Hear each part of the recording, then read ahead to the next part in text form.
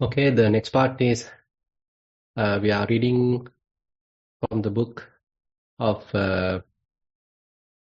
Concept and Reality, compiled by Most Venerable Katukurunde Jnananda Thero. I hope someone is ready with the book. Probably we can start from where we have stopped. Yeah, let me share my screen, Bhante. Yeah, can you see this, Bhante? Yeah.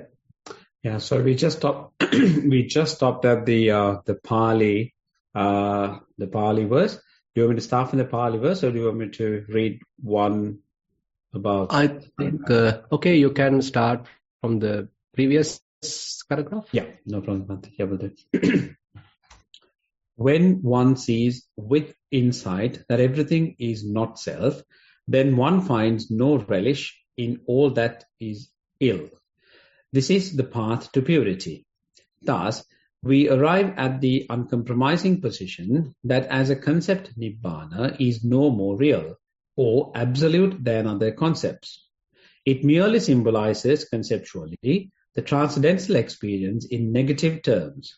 All definitions of Nibbana have a validity only from the wordling's point of view and take the form of negations of various aspects of worldly existence, either explicitly or implicitly. Now, if the most predominant and pervasive characteristic of the world is prolific conceptualization, it follows that the transcendental experience of Nibbana could be defined as the non-prolific Nippapancha, or the cessation. The appeasement of conceptual proliferation, Prapancha Nirodha, Prapancha Vupasama. Hence it is that very often in those suttas which refer to the consciousness of the Arahants, where we are baffled by a string of negations in some form or other. The consciousness of the Arahants is said to be so ineffable that even the gods and Brahmas are incapable of discovering its basis or support. He has the ability to attain to a unique samadhi in which he has no recourse to any of the data of sense experience normally considered essential for a jhana or samadhi. Okay, one moment. So basically, probably you can remember we came to this point to the Ulapariyaya Sutta, where Buddha is taking 24 examples and then explaining us how would a typical worldly person would handle them, and how would a trainee would handle them, and how would the Arahant would handle them, and how would an Samma Sambuddha would handle them. So the last two, actually the Arahant and the Samma Sambuddha, they are very same. They are handling the concepts very similar manner, but the typical uninstructed worldling handle concepts entirely differently, and the Sekhar, the trainees, are handling concepts differently, and that is we have recognized going through the previous discussions. Now, one of the concepts included there is the Nibbana. So typically, even the commentator does not want to explain this as the Nibbana that Buddha is talking, that he particularly highlight this is the Nibbana mentioned by other religious groups, not the Buddha. But here Venerable Jnananda particularly highlight, so this is even our Nibbana. This is about even the Buddha's explanation about the Nibbana. But a typical person may have various conceptual ideas about the Nibbana. He haven't experienced it, and he has no idea much about it. There is no realization about it. So he simply conceptualizes about it. He thinks, okay, Nibbana is like this. And some people even would think that Nibbana is something that we may have to experience only after the death. And we can't experience before we die. And even someone say, no, you can even experience that before the death.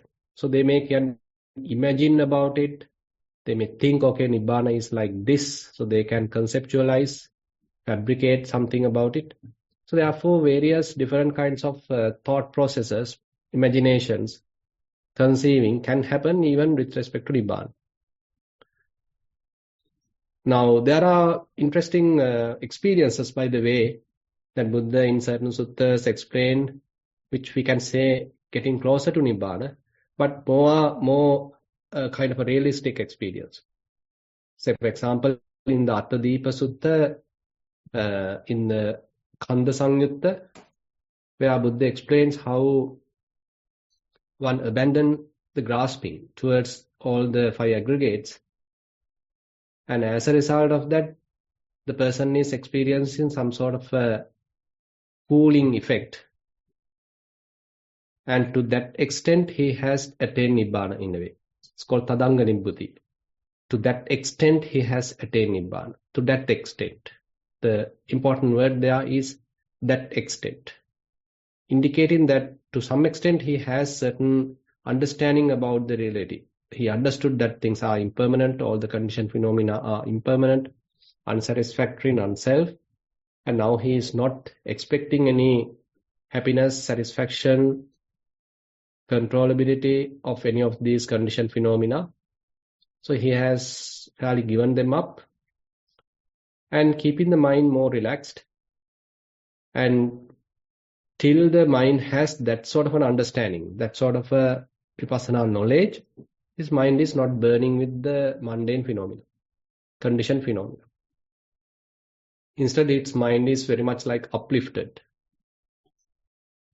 Once the understanding weakens, so the vipassana knowledge weakens, again the mind drops back to the conditioned phenomena, and again he might experience some sort of unsatisfaction, some sort of impermanence, and some suffering coming because of that. So likewise, experientially one can to some extent experience the Nibbanic experience, and sometimes it is explained as the absence of the tanha, the craving, tanhakkhayo Nibbana. And even when Buddha is explaining the Four Noble Truths, so that's how he is explaining tassāyeva tanhāya asesa viraga nirodho chāgo patinissaggo mutti anālayo. So that particular craving he explained as the dukkha samudaya, the cause of the suffering. That tanha has abandoned now. That tanha has disappeared. And as a result of that, the mind is not being enslaved by the tanha, craving, and mind remains calm, clean, undefiled, very pure. And that state one can experience. That state one can realize as the third noble truth, or rather, the third Arya Satya, Dukkha Nirodha Arya Satya, third noble truth. So likewise, here Venerable Jnananda is taking a point of this Nibbana and how one can even proliferate about it, conceptualize about it, and he's explaining that how one may experience Nibbana in a more profound way, and taking us to various other suttas, and from that point we can move forward. Back to you, Saman. Soneva pataving nissāya jahayati, na āpaṁ nissāya jahayati, na tejang, na vāyang, na ākāsaṇaṁ chāyatanang, na viññānaṁ chāyatanang, na ākiñcaññāyatanang, na neva saññā na saññāyatanang, na idalokang, na paralokang, yamapidang, dittang, sutang, mutang, viññātang, pattang, pariyesitang, anuvicharitang, manasa tampi nissāya na jhāyati. Jāyati cha pana, evang ja incha pana, sandabhadrang, purisa janiyang, sa indra, deva sabrahmaka, sappajapatika, Sapajapatika Arakava Namasanti. Namote Purisajanya, Namote Purisuttama. Yassate na bijanama, Yampi Nissaya Jahayati. He muses not dependent on earth, water, fire, air, the realm of infinity of space, the realm of infinity of consciousness, the realm of nothingness, the realm of neither perception nor non-perception.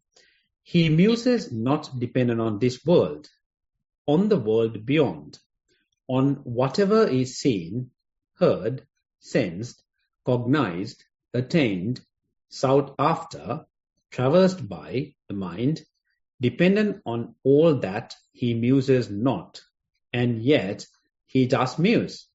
Moreover, Sandha, to him thus musing, the Devas with Indra, with Brahma, and with Prajapati, even from afar bow down, saying, We worship thee, thou thoroughbred of men. We worship thee, most excellent of men. For what is whereon depending thou art musing, that we cannot comprehend. The emphatic note with which it is said that although the Arahant has excluded from his mind all those possible objects of musing or meditating, yet he does muse, is highly significant. In a number of thematic suttas, we find monks, notably Ananda among them, questioning the Buddha and Sariputta about the possibility of such a meditation. The question almost always smacks of doubt and wonderment.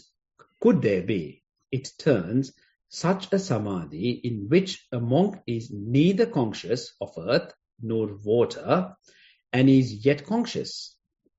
And the reply is always, there could be such a samadhi wherein a monk is neither conscious of earth nor of, and nevertheless is conscious. A counter question follows as a rule.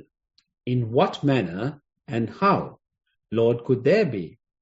In reply to which some indication as to the nature of the samadhi is given. For instance, we find the Venerable Sariputta declaring in reply to Venerable Ananda that once he attained to such a samadhi when he was at Andavana, and proceeds to explain it thus. Bhavanirodho nibbananti.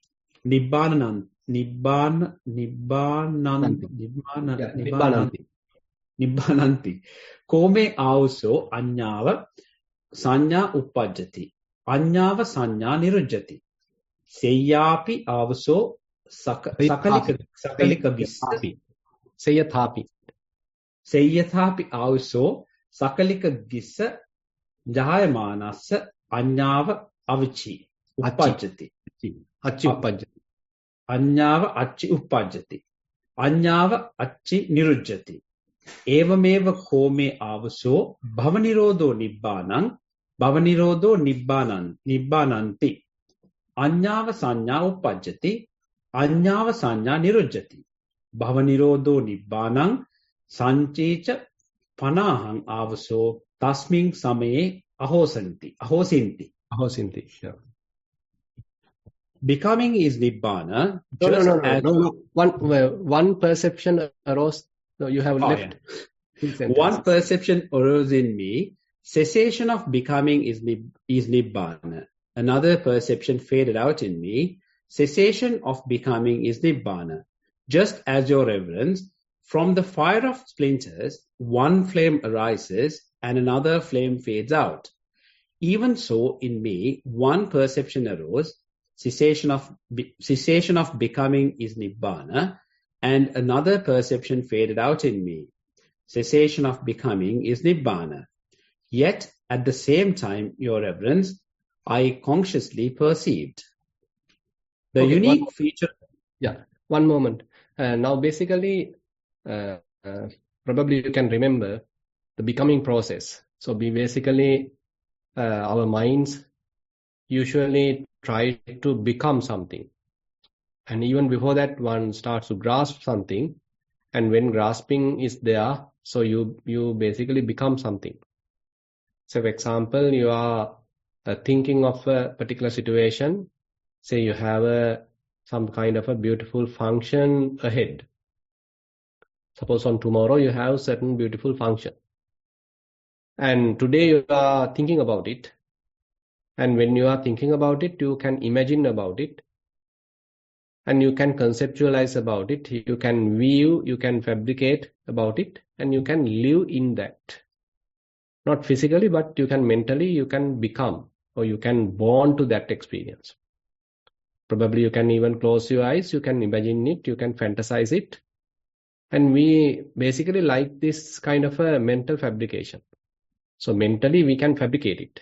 We can prepare such a mental situation, and we love to stay in that mentally, and we probably even enjoy that.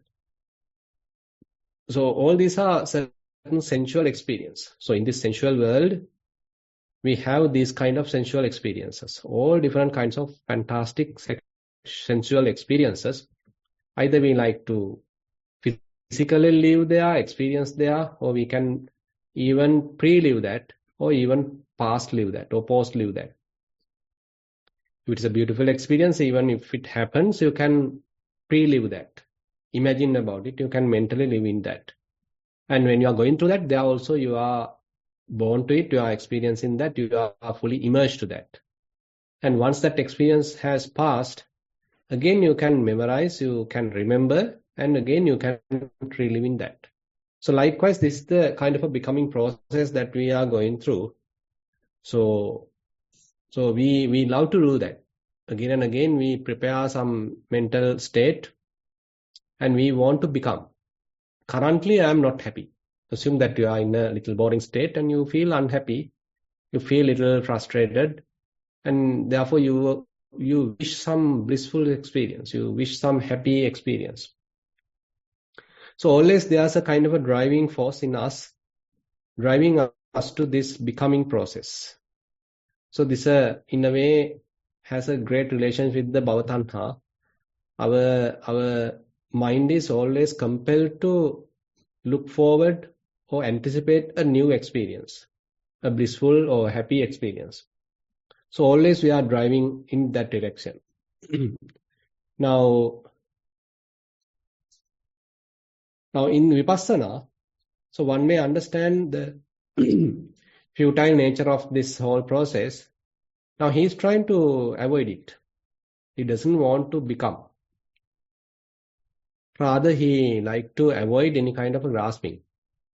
Grasping causes becoming. Upadana paccaya bhava. So, in order to become, first you need to grasp.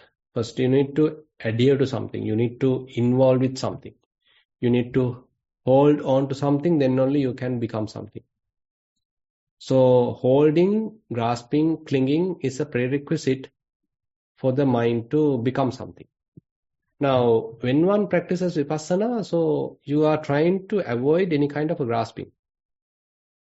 So, without grasping, non-grasping. Now, when non-grasping is there, then we can say we are not encouraging any becoming process. Rather, currently you are happy. In the present moment, you are happy. You are not desiring any future moment, future event, and you are not making any future event. Rather, you are utterly happy in the present moment. A kind of a contentment. Santuttasayan dhammo, nayan dhammo, asantuttas. So there is a interesting statement also.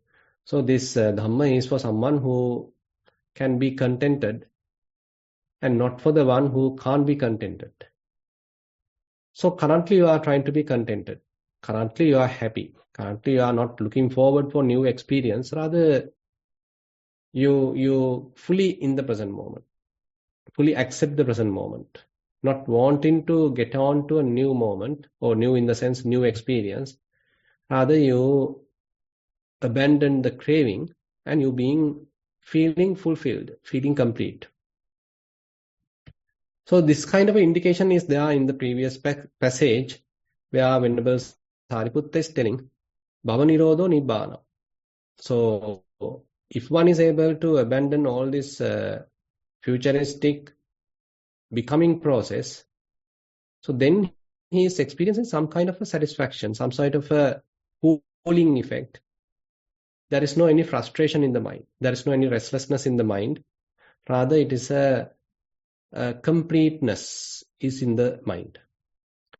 There's a significant involvement with the vipassana here. Probably you can remember how one may attain appanihita samadhi.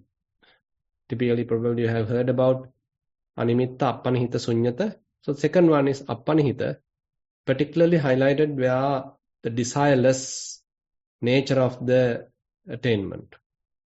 So as you continue to practice, you understand, okay, things are suffering, things are unsatisfactory, they are transient.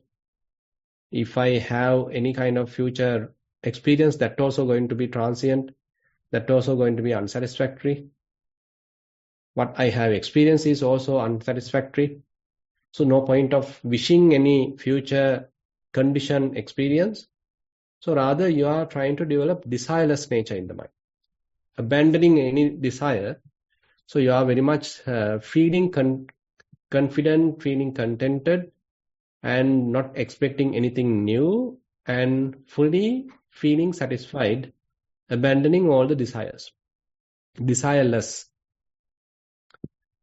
And you can see that desireless nature of the mind and what Venerable Sariputta explaining is fairly similar, where his idea is to abandon any kind of a becoming.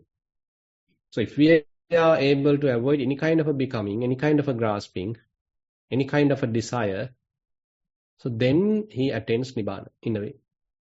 So kind of a Nibbanic experience. So you feel complete, fulfilled, contented, unattached, unbounded,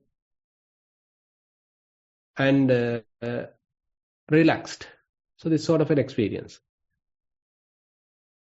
So at that moment, we can't say the mind is associating any sort of an object. Because if the mind is attached to any object, holding any object, standing on any object, then it is still dependent. Here, one is trying to keep the mind independent, fairly a released type of mind, not associating anything at all. So if the mind associates any condition phenomena, again you are subject to some kind of a trembling. Because the condition phenomena are subject to change. It is transient. So if we associate any transient situation, any transient phenomena, so the mind becomes sort of trembled by that change. So the idea is not to associate any transient, any conditioned sort of phenomena, rather keep the mind completely free from any of those phenomena. So direction is given to that. And here, still one is very conscious. It is not one become unconscious. One is still conscious. Now you can see, as Venerable Katukurunde Thero highlights, so Jayatite Pana. So even though he does not experience Patavi Dhatu, does not experience Apo Dhatu, Tejo Dhatu, Vayo Dhatu, or any kind of Ditta, Sutta, Mutta, Vinyata, or any Arupa Jhana like Akasananchayatana, Vijnananchayatana, none of them. But still, he has some experience. He is conscious. He still meditate. It's a very interesting way how Buddha is trying to explain, how Venerable Sariputta is trying to explain. So it is not a kind of an unconscious experience that they are trying to highlight. Rather, they still are conscious. But we can't say they are conscious of this thing or this object or this state. But still they are conscious. And we can't say they are not meditating. They still are meditating. But as highlighted here, even the Devas can't find out, Brahmas can't find out what is their object of meditation. So this is a very, very interesting and kind of challenging area that we are trying to explain. So how one still meditate without an object? how one is practicing jhana without an object, and how one still become conscious, but there is nothing to be conscious. There is no object to be conscious, but still being conscious. It's a very interesting area. We'll see how we can further explain, and with the aid of Venerable Katukurunda Thero's explanations, we can proceed, Saman. Yeah, Bhante. The unique feature of this samadhi is its very fluctual nature, fluctual character. In it, there is no such fixity as to justify a statement that it depends on Nissaya or some object, Arambana, as its support. Hence the frustration of gods and men who seek out the basis of the Tathagata's consciousness. Normally, the jhanas are characterized by an element of fixity on which consciousness finds a footing or a steadying point, vijñānatthithi. It is on its very fixity that the illusion of the ego thrives. In the above jhana of the emancipated one, however, the ego has melted away in the fire of wisdom, which sees the cosmic process of arising and cessation. Not only has the concept I, papancha par excellence, undergone combustion, but it has also ignited the data of sensory experience in their entirety. Thus, in this jhana of the Arahant, the world of the concepts melt away in the intuitional bonfire of universal impermanence. This brings us to the classic phrase which refers to the Buddha's attainment of wisdom, panya, as a kind of illumination, aloka. It is often said that in that illumination the darkness of ignorance perished, tamo vitano. The concepts which we have Tamo vihato. Tamo vihato, sorry, Tamo vihato. The concept which we have concocted and which are thus invested with varying degrees of substantiality or stability cannot stand up to the radiance of wisdom. Hence, they pale away and shrink into insignificance, as do twilight stars on the advent of the moon, or the moon at sunrise. Yet in its luster, the wisdom supersedes even the sun, for the suttas tell us that even the latter pales before it. Yatta apoch patavi, tejo vayo naghadati, na tatta sukha jotanti, adicho nappakasati, na tatta chandima bhati, tamo tatta na vijjati, yadacha attana vedi, muni monena brahmano, ata rupa arupacha, sukha dukkha pamucchati. There, where earth, water, fire and wind no footing find, there are the stars not bright, nor is the sun resplandent, no moon shines there. There is no darkness seen.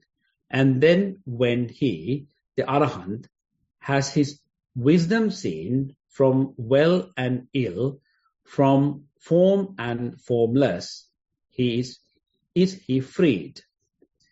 The above verse of uplift, Udana, occurring at the end of the Bahya Sutta, was uttered by the Buddha with reference to Bahya, who, as we saw above, met with a sudden death, having attained arahantship. At the Buddha's behest, monks cremate his body and erect a crane, stupa, in honor of him. And last question Buddha regarding the details of Bahya's rebirth.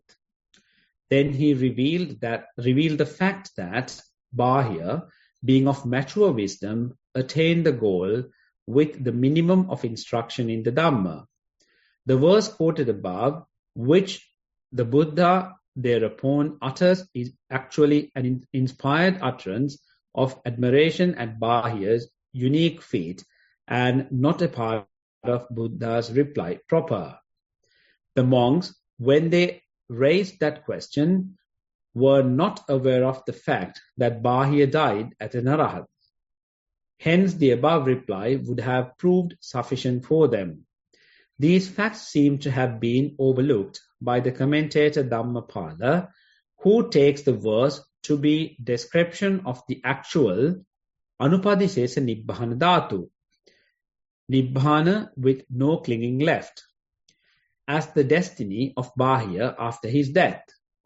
He seems to imply that Buddha is here elaborating on that aspect of Nibbana in reply to those monks.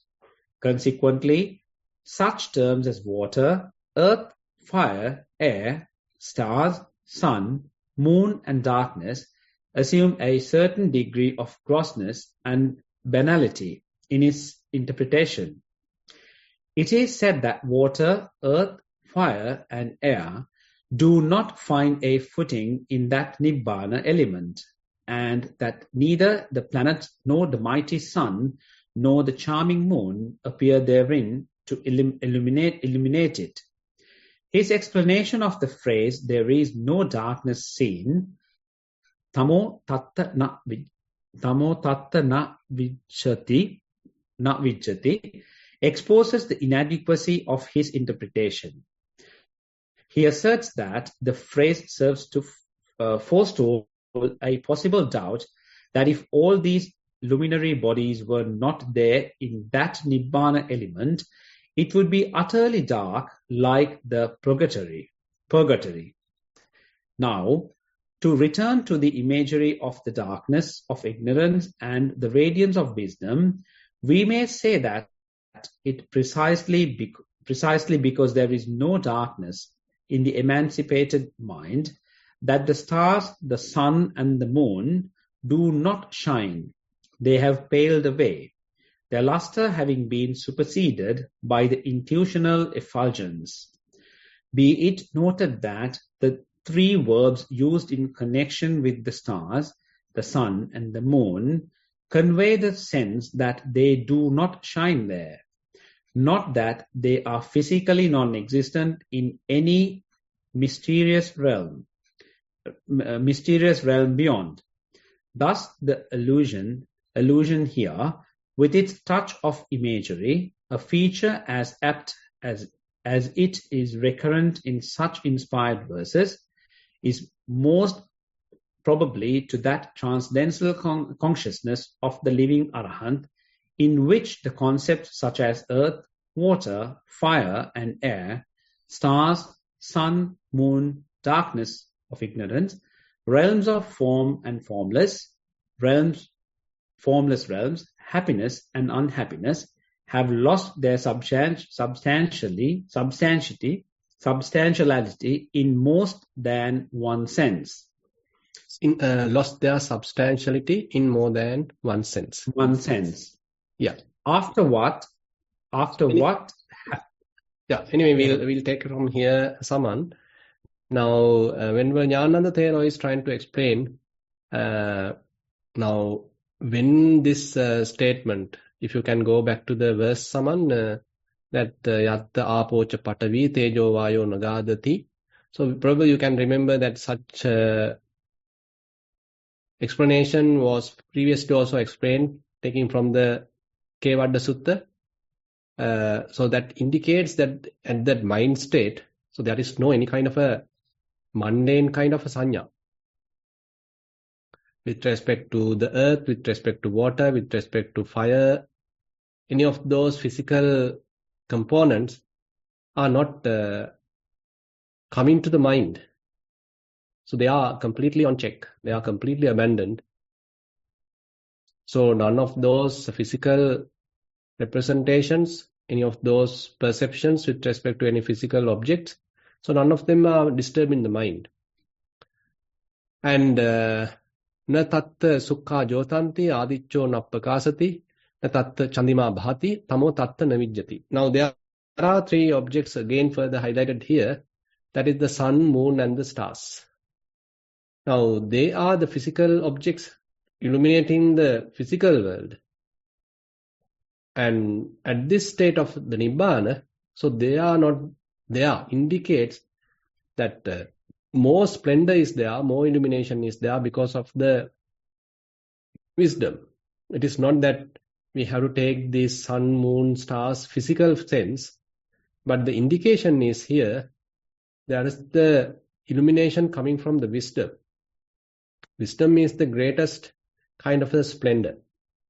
There's a beautiful sutta where Buddha explains about the 4 splendors, 4 types of illuminations, where fire, the illumination coming from fire, illumination coming from the moon, illumination coming from the sun, and the illumination coming from the wisdom.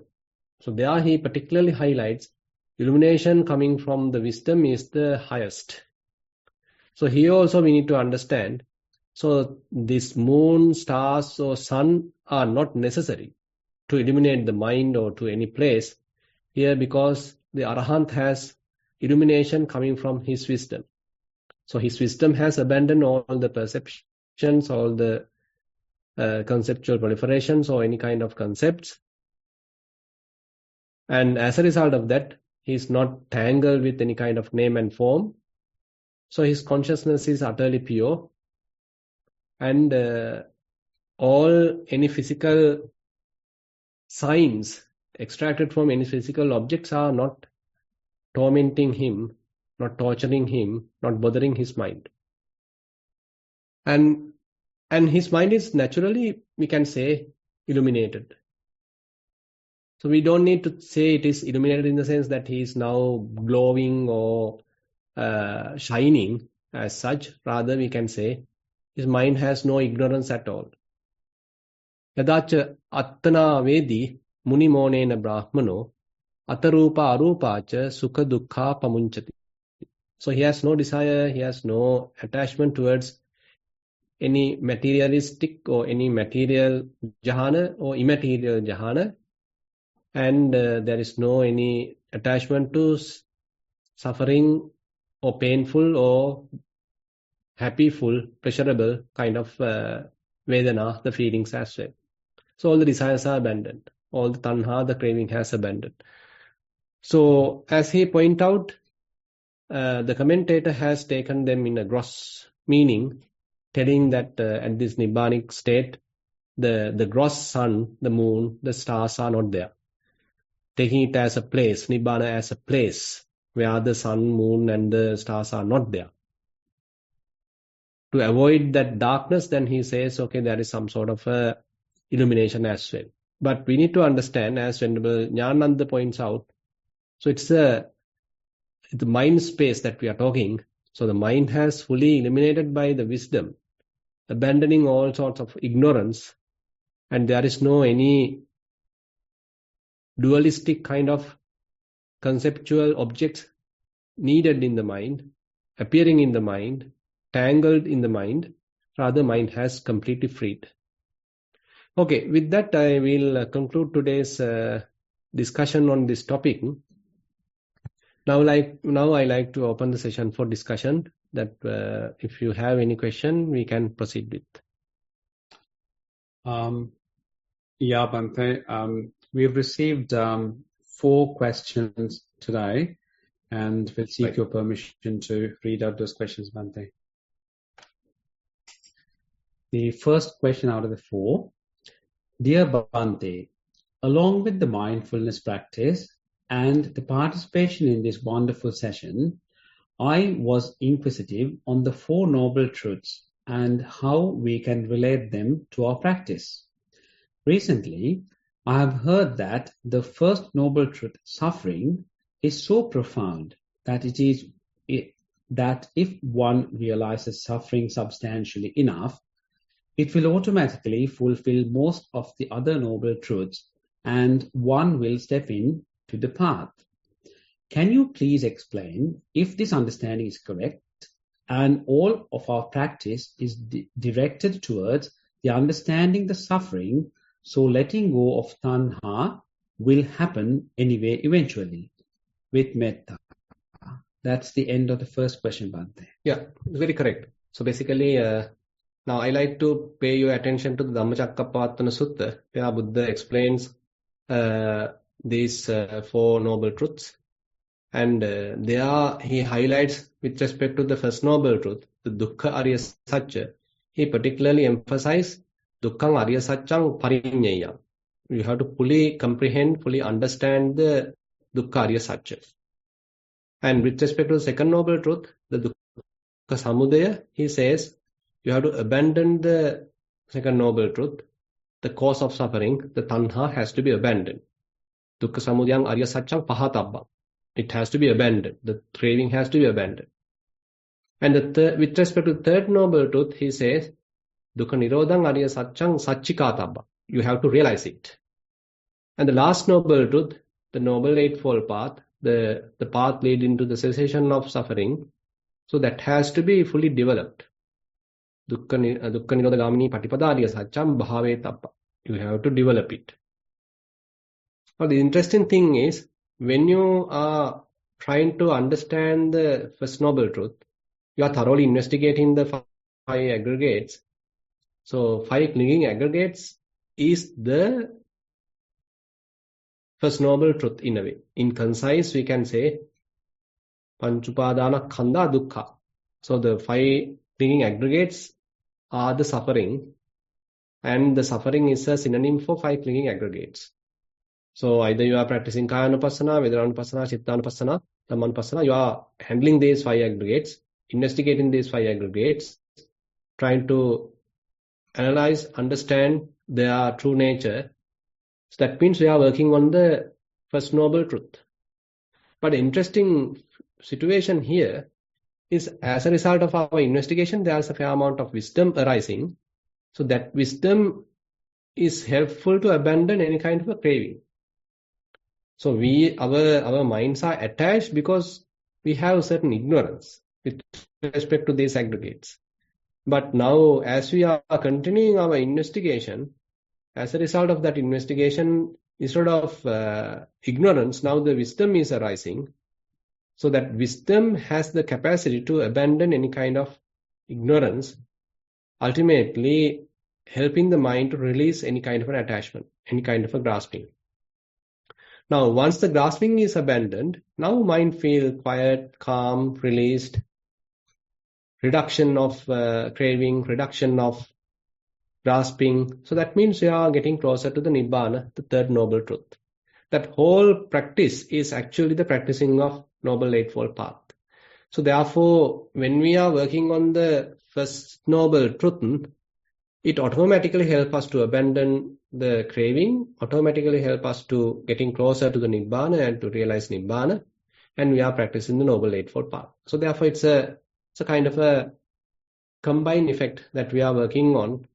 So what you have understood, what you have stated is quite true. Question number 2 of 4. It's a general question again, Bhante. Dear Bhante, what is the Pali or Sinhalese word for intuition?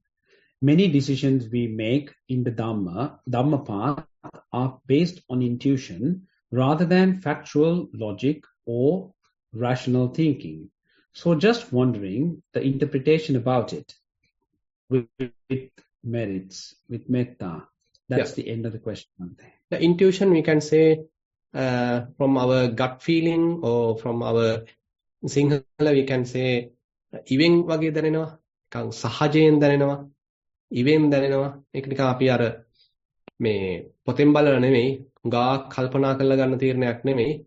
ඒක ඒ වෙලාවේ ඇඟෙන්ම ආවා. එලානේ ඉවෙන්ම ආවා.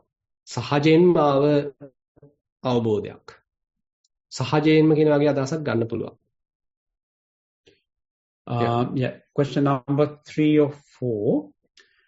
Dear Venerable Sir, it's about a Dhamma sermon question, Bhante. Dear Venerable Sir, much merits if you can explain how name and form are dependent and arise from each other, as highlighted by Most Venerable Katapurinde Thero. In practice, is it possible to discern one part to understand the whole and realize the truth with metta. Can you repeat the last statement, Saman? Yeah. So in practice, is it possible to discern one part to understand the whole and realize the truth? Mm-hmm. Yeah, the last statement is quite true. So, say for example, if you are practicing Dhatu Manasikara, you are not taking the whole universe to practice it. Rather, you are taking the body, for example. You can experience it, you can directly feel it. So you can experience the manifestation of great elements, the elements. So as you are experiencing it, you understand their true nature. And then inferentially, you can understand. So there are manifestation in the outside also. So that's what Buddha refer. Yacheva kopana ajjattika patavidhatu, yacha bahira patavidhatu revesa. And similarly, he highlights about the apo, tejo, vayu. So what we consider as internal earth element, it is nothing different from the external earth element. Whatever we consider as the internal water element, it is not different from the external water element. So the earth element is merely water element. Earth element is merely earth element. So likewise, we are only taking a cross section of the elements which are closer to us, which are accessible to us, and using which we are trying to understand their true characteristics, their true nature, and then it is common to all the universe. Say whatever the physical objects available in the universe, whole universe, they are common. So this is the approach that we take. Now, say for example, if you are practicing Vedananupassana, so different feelings. So you are trying to understand their true nature by recognizing the feelings as they arise, either in the body or either in the mind. Different feelings are arising, and once you thoroughly understand their true nature, so you can understand, okay, whatever the past feelings also has the same characteristics. If there are future feelings going to arise, they also have the same characteristics. And something far away, if there are feelings arising on someone else's body or mind, they are also very similar. So there is no difference. So likewise, we are taking a little part and we can generalize our understanding to the outside. And that is kind of we can say, inferential knowledge. And the first question, can you repeat, Saman? Yeah. If you can explain how name and form are dependent and arise from each other, as highlighted by Most Venerable Katakurinde Thero. Right. Name and form dependent on each other. So here, name and the form. So we need to understand here what is name. Nama. Vedana, Sanya, Chetana, Passa, Manasikara. Vedana, the feeling. Sanya, perceptions. Chetana, volition. Passa, the contact. Manasikara, the attention. And the other one is the opposite, what we call the form. Form part is the four great elements. And here, when it is manifesting in the mind, we can say it is the perception that we have taken from the four great elements. Now, say for example,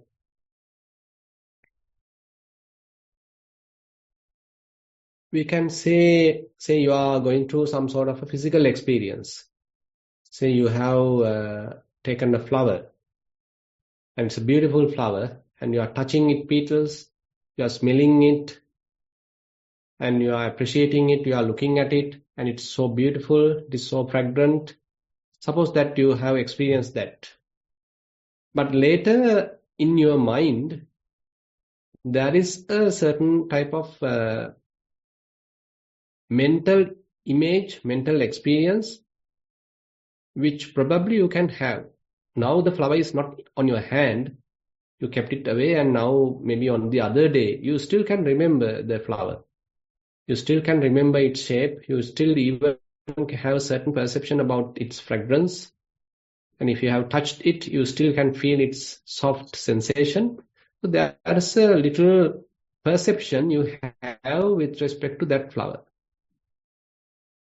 So that perception that experience has some dependency with that physical object as well, because you have experienced that.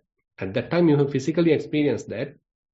And so currently you don't have it, but current experience, current mental experience, current mental objects, current mental feeling, perception, volition, attention, all have certain indication which have derived coming from the previous physical object.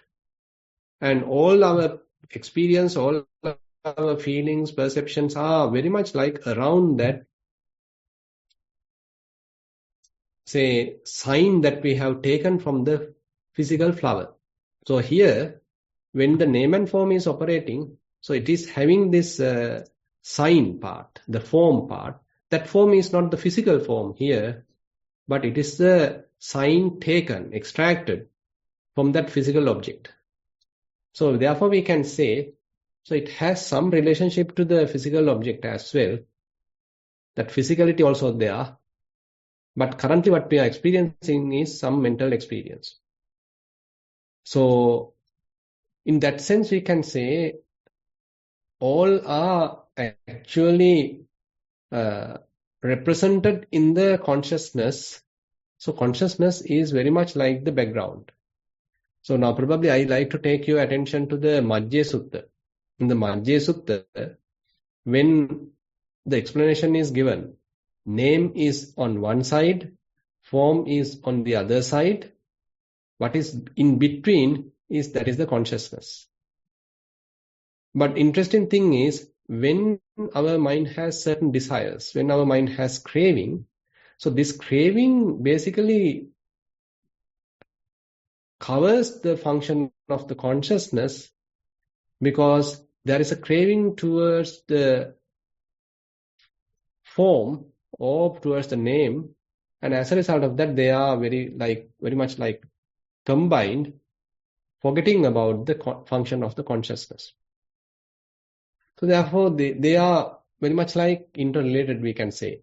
Name, form, consciousness, so they are very much like interrelated.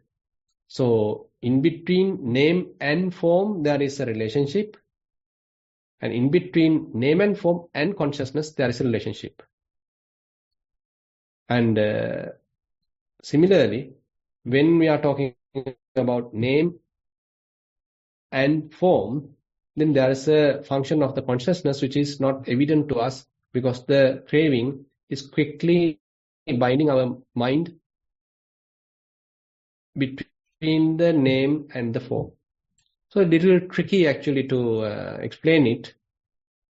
And we have to further explore how our minds are very much like tangled in this very subtle situation. But anyway, understanding how consciousness is dependent on name and form, that might be much more straightforward. But trying to understand how name and the form are dependent on each other, it seems a little tricky, by the way. Yeah, Bhante. So there's a last question for today, question number 4. It's regarding the Dhamma sermon. Dear Bhante, regarding the Tadanga Nibbutti mentioned today, at what level one starts experiencing this status? Is it applicable to stream winners, people who attained Sovan Pala? That's the end of the question, with metta. So let me take that sutta. It's in the it's in the Kanda Samyutta Attadipa Vagga. So there are, beautifully Buddha explains like Attadipa Bhikkhave Vihirata Attasarana Ananya Sarana. Dhammadipa Dhammasarana Ananya Sarana. So he says, monks, you need to keep yourself as your refuge. There is no any other refuge. And keeping Dhamma as the refuge, there is no any other refuge. While keeping yourself as your refuge, Dhamma as your refuge, what you need to reflect, what you need to properly investigate. Kin jatika soka parideva dukkha domana supasa payasa kim pahotika. So how this any sort of mental suffering, unsatisfaction, restlessness, frustration, how it has come to the mind, how it has formed, how it is generated. There Buddha mentioned, so the worlding, so the uninstructed worlding, taking the form aggregate as self. You know how Buddha explains typically about the Sakkaya Ditthi. So with respect to form aggregate, there are four possibilities of arising Sakkaya Ditthi. Similarly, with respect to feeling aggregate, there are four possibilities of Sakkaya Ditthi. Perceptions, formations, consciousness are similar. So altogether, there are 20 possibilities of producing Sakkaya Ditthi with respect to the five aggregates. Now basically, so Buddha's invitation is to recognize when there is any kind of suffering, unsatisfactoriness or restlessness is there, you need to see how the Sakkaya Ditthi has arisen. What kind of an aggregate have you taken as yourself? How you have prepared a self nature with respect to any of these five aggregates. Because of that, the Soka has arisen. The sorrow, lamentation, unsatisfactoriness has arisen because you have taken some kind of an aggregate as yourself. Now, the opposite is also mentioned. Now, one is practicing vipassana.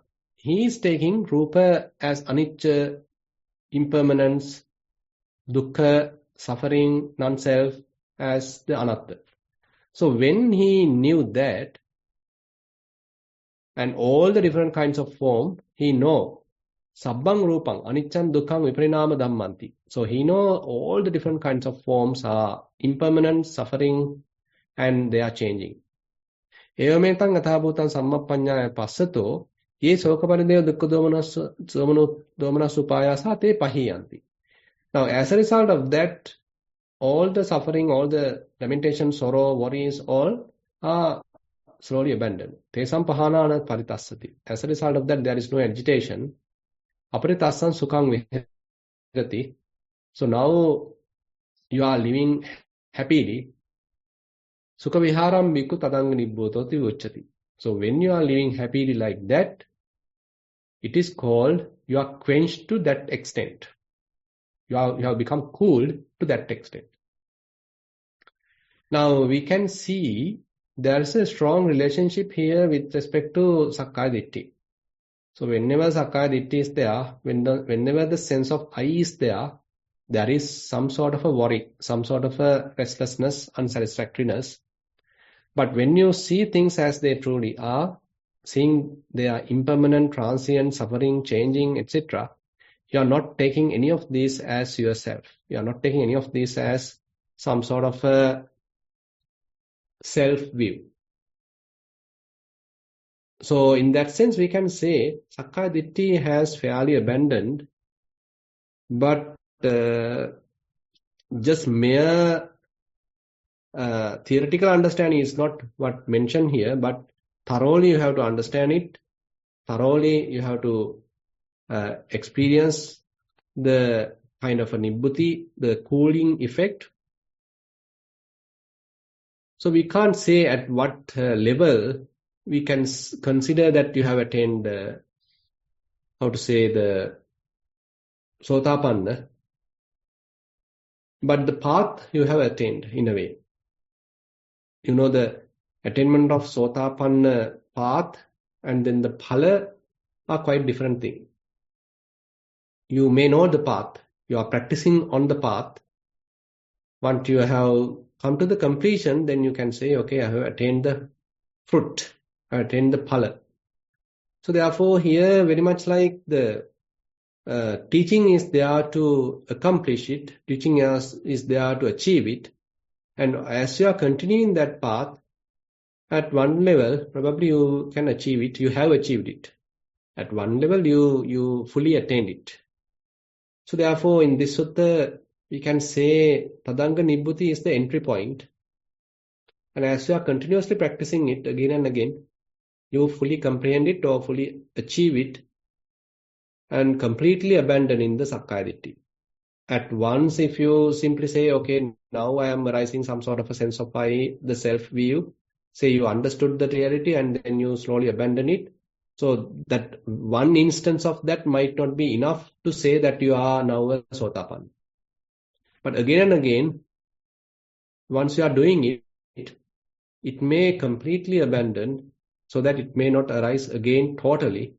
Then we can say one has fully attained Sotapanna. Yeah, Bhante, so we've now come to the end of the program, and it's about time as well. So let's formally end the program. To end the program, we would like to pass our merits and thank Bhante for his valuable time, even with a very, very busy schedule in the monastery, sharing his time with us.